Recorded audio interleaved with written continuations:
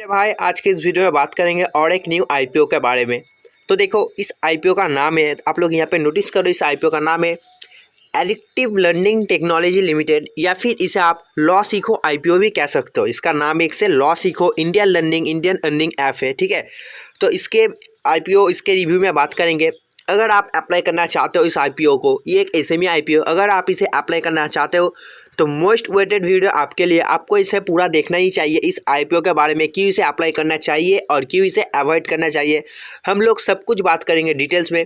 अगर अभी तक आपने चैनल को सब्सक्राइब नहीं किया तो प्लीज़ चैनल को सब्सक्राइब कर दो। तो चलिए देखते हैं, एकदम पहले से शुरू करते। तो देखिए ये आईपीओ ओपन कब होगा, 19 जनवरी का आईपीओ ओपन होने को देखेगा। और आपको क्लोज कब देखने को मिलेगा तो 23 जनवरी को। क्यों? क्योंकि बीच पे हॉलीडे आ रहा है, दैट्स वाई आपको ये 5 दिन, ठीक है, 5 दिन तक आपको ये ओपन देखने के लिए मिलेगा। और आप अप्लाई तो 3 दिन ही कर सकते हो।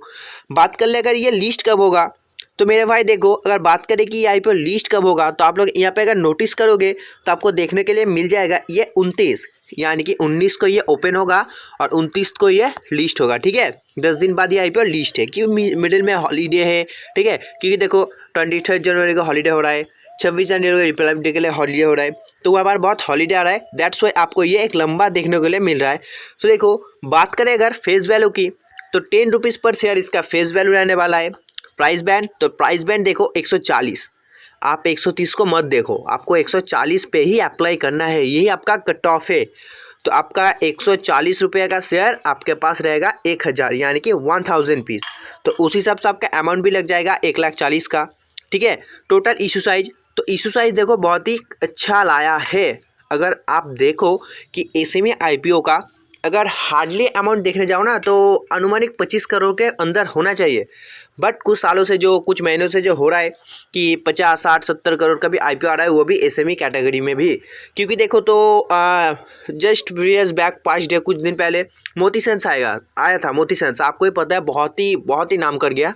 तो वो कितना करोड़ का था, 131 करोड़ था मोती सन, ठीक है। और ये कितना है, 60 करोड़, अप्रॉक्स हाफ है, वो भी एसएमई, ठीक है।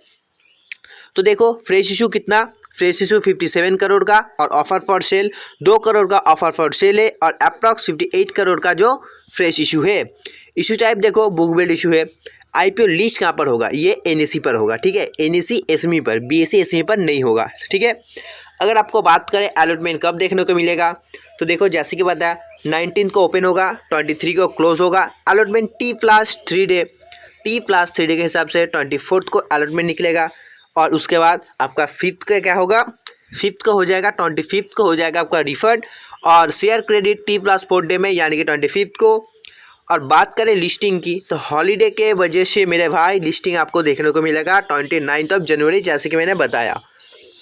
और यहाँ पर मेंशन किया गया है, देखो आपका जो मैंडेट है ना, अगर आप यूपीआई से अप्लाई करते हो सकता है आप अजबा से करते हो, अदरवाइज़ अगर आप यूपीआई से करते हो मैंडेट के थ्रू, तो आपका मैंडेट का जो कट ऑफ टाइम है ना, कट ऑफ टाइम जिस दिन लास्ट डे है, यानी कि 3rd डे के लास्ट डे 5 बजे तक लास्ट डे। ये आईपीओ क्लोज कब होगा मैंने बताया 23 जनवरी को, यानी कि 23 जनवरी के शाम 5 बजे से पहले आपको मैंडेट एक्सेप्ट करना पड़ेगा। अदरवाइज अगर आप 5 बजे के बाद किया तो आपका हो जाएगा मैंडेट एक्सपायर, और आपका भी एप्लीकेशन अप्लाई नहीं होगा, वो हो जाएगा रिजेक्ट, ठीक है। तो जैसे कि बताया एक लॉट पे आपका लग रहा है 1,40,000, रिटेल में एक ही कर सकते हो। अगर आप 2 करना चाहते हो एचएनआई में चले जाओगे, उसमें लग जाएगा 2,80,000। जीएमपी की बात करेंगे, आप लोग सी वीडियो को बने रहिए, पूरा डिटेल्स करेंगे। तो देखिए इस आईपीओ में QIB को कितना मिला है 50%, रिटेल को कितना मिला है 35%, और एचएनआई को कितना मिला है तो वो 15%। हो गया ना आपका टोटल 100%, सही है।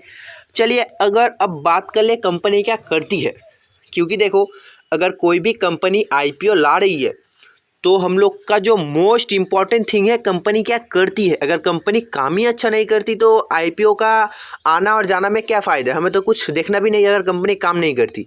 तो देखिए हम लोग बात कर लेते हैं पहले कंपनी क्या करती है। कंपनी देखो इनकरप्ट हुई थी 2017 में। कंपनी क्या करती है, ठीक है, तो आप लोग यहाँ पर नोटिस करो। Company addictive learning technology limited education technology, ये आपको एक एजुकेशन देता है, ठीक है। किस किस बेसिस पे मैं आपको यहाँ पर दिखा रहा हूँ, आप लोग देखो एक मिनट। हाँ, द कंपनी ऑफर कोर्सेस और ट्रेनिंग प्रोग्राम, मतलब कंपनी आपको कोर्सेस और ट्रेनिंग प्रोग्राम देगी। लेवल ऑफ इंडिविजुअल, मतलब इंडिविजुअल को हेल्प करने के लिए आपको ट्रेनिंग प्रोग्राम सब कुछ देगी, और आपका जो आपका स्किल डेवलप करने के लिए भी देगी। अगर आप पूछो कि हाँ मुझे कौन कौन सा कोर्स देने वाला है ये आईपीओ, मतलब इसका जो प्लेटफॉर्म है ये कौन कौन सा आईपीओ मतलब आपका ये देने वाला है स्किल डेवलप करने के लिए कोर्स, तो वो भी यहाँ पर मेंशन किया है। देखो, द कंपनी कवर्स लॉ, यानी कि आप अगर लॉ सीखना चाहते हो तो इनसे सीख सकते हो, finance, compliance, human resources, business consultancy, ठीक है, artificial intelligence AI, content writing, data science under 3 different brands. क्या क्या 3 डिफरेंट ब्रांड क्या क्या है? तो पहला तो हो जाता है लॉ सीखो, ठीक है, पहला हमारा है लॉ सीखो, और दूसरा जो है वो है देखो स्किल आर्बिट्रेज, और जो तीसरा है वो जो है डाटा इज गुड। तो देखो ये 3 डिफरेंट ब्रांड में काम करती है, देखो इसका अंडर काम करती है, तीनों का नाम मैंने आपको बता दिया। उसके बाद यहाँ पर नीचे मेंशन किया गया है the company also offers international bar exam courses, यानी कि कंपनी आपको जो इंटरनेशनल बार एग्जाम है ना वो भी ऑफर करती है, यानी कि आपको दिया जाएगा। कौन सा? तो देखो नीचे वो भी मेंशन किया गया है कनाडा बार एग्जाम। देखो इसका मतलब क्या है, यहाँ पर वो भी मेंशन किया गया है India lawyers who want to practice in Canada, मतलब इंडिया का अगर कोई भी लॉयर, अगर आप चाह रहे हो कि मैं कनाडा में जाकर प्रैक्टिस करूँ, यानी कि आप अगर कनाडा में जाके प्रैक्टिस करना चाहते हो उससे पहले आपको ये डिग्री हासिल करना पड़ेगा, ठीक है। तो ये हो जाएगा इस आईपीओ का खासियत, मतलब कि ये आईपीओ जो काम करती है। तो उससे पहले देखो एक तो मोस्ट इम्पॉर्टेंट हो गया कंपनी क्या करती है, जो सेकेंड मोस्ट इम्पॉर्टेंट हो जाता है बैलेंस शीट, कंपनी का quarter final balance sheet, profit, PNL कैसा क्या चल रहा है। तो देखो कंपनी यहाँ पर मेंशन की है 2021, 22, 23 और ये 23 का 6 मंथ का, ठीक है। तो बारीकी से सब चर्चा करेंगे, और ये सब अमाउंट लैक्स पे मैं आपको बार बार बताता हूँ, इसे करोड़ पे मत मानना, मेन बोर्ड का करोड़ होता है और एसएमई का ये लैक्स पे आता है। तो एसेट्स पे देखो 65 लाख का प्रॉफिट था, ठीक है, 103 लाख यानी कि 1 करोड़ का प्रॉफिट था 2022 पे, 65 से चला गया 1 करोड़ और 2023 तक चला गया 92 करोड़, और अभी देखो 2023 के 31 अगस्त तक ये है कितना 1324 लाख यानी कि 132 करोड़। रेवेन्यू की बात करें तो रेवेन्यू का क्या हाल है, रुको मैं आपको दिखाता हूँ रेवेन्यू। तो देखो रेवेन्यू 67 करोड़ था 21 पे, 185 करोड़ हो गया 22 पे, 335 करोड़ हो गया 23 पे, और अभी जस्ट कुछ मंथ बाद, ठीक है, देखो 240 करोड़ है। रेवेन्यू भी अगर आप देखो तो सही है। प्रॉफिट आफ्टर टैक्स की बात करें तो देखो प्रॉफिट आफ्टर टैक्स 2021 पे ये लोग थोड़ा सा लॉस पे थे, 0.54 लाख इन्होंने अपना लॉस किया था 21 पे। 22 पे ये लॉस भर के हो गया अप्रॉक्स 49 लाख, ठीक है, अप्रॉक्स आप 50 लाख पे कर लो, आपका इजी होगा कैलकुलेशन में। अब देखो 2023 का प्रॉफिट आफ्टर टैक्स तो वो कितना हो गया 24 करोड़ का प्रॉफिट आफ्टर टैक्स हो गया 24 करोड़ का, जहां 50 लाख का लॉस था, नेक्स्ट ईयर ये 24 करोड़ में प्रॉफिट में आ गया। और जस्ट कुछ मंथ बाद बात करें तो देखो 315 लाख यानी कि 31 करोड़ प्रॉफिट कर लिया, यानी कि अगले साल था 24 करोड़, उससे हो गया 31 करोड़, यानी कि 24, 6, 7 करोड़ इन्होंने एक साल में इंक्रीज कर दिया, प्रॉफिट कर लिया। नेटवर्थ की बात करें 1.75 लाख नेटवर्थ 21 पे माइनस पे था, 22 पे देखो 40 लाख माइनस चला गया, लेकिन 23 पे इन्होंने 20 करोड़ अपना नेटवर्थ बना लिया, और अभी के टाइम इसका नेटवर्थ है 52 करोड़, एक बहुत ही अच्छा नेटवर्थ है। देखो डबल से भी ज़्यादा आपको नेटवर्थ यहाँ पे देखने को मिल गया, एकदम 1.5 गुना। कंपनी के पास एक जो अच्छा यहाँ पर देखने को लिए मिल रहा है वो आपको पता है क्या है? देखो पहले तो 1 लाख यहाँ पर माइनस पे था, ठीक है, जो रिजर्व मनी होता है कंपनी के पास, सरप्लस का हो रिजर्व मनी का हो, पहले तो माइनस पे था। दूसरे साल भी 50 लाख माइनस में था, लॉस में था, ये भी सही था, मतलब गलत ही था। लेकिन 2023 पे देखो 19 करोड़ ये रिजर्व मनी अपना जुटा लिया, हाँ मेरे पास 19 करोड़ 20 करोड़ तक रिजर्व मनी है, और अभी के टाइम 31 अगस्त 2023 में इनके पास 51 करोड़ रिजर्व मनी है। ठीक है, हर कंपनी के पास रिजर्व मनी होता है, तो इस कंपनी के पास अगर रिजर्व मनी हुआ तो इसमें क्या खास है? तो खास बात यह है कि इसके पास जो रिजर्व मनी है तो उसके मुकाबले बोरोइंग आपको देखने के लिए नहीं मिल रही, यानी कि ये जो कंपनी है ना यहाँ पर जो मेंशन कर रहा है बोरोइंग कुछ नहीं मेंशन कर रहा, उस हिसाब से ये कंपनी जो दिखने को लिए मिल रही वो है डेब्ट फ्री। हाँ 2021 के मार्च पे था 15 लाख, लेकिन अभी के टाइम पे तो कुछ नहीं है।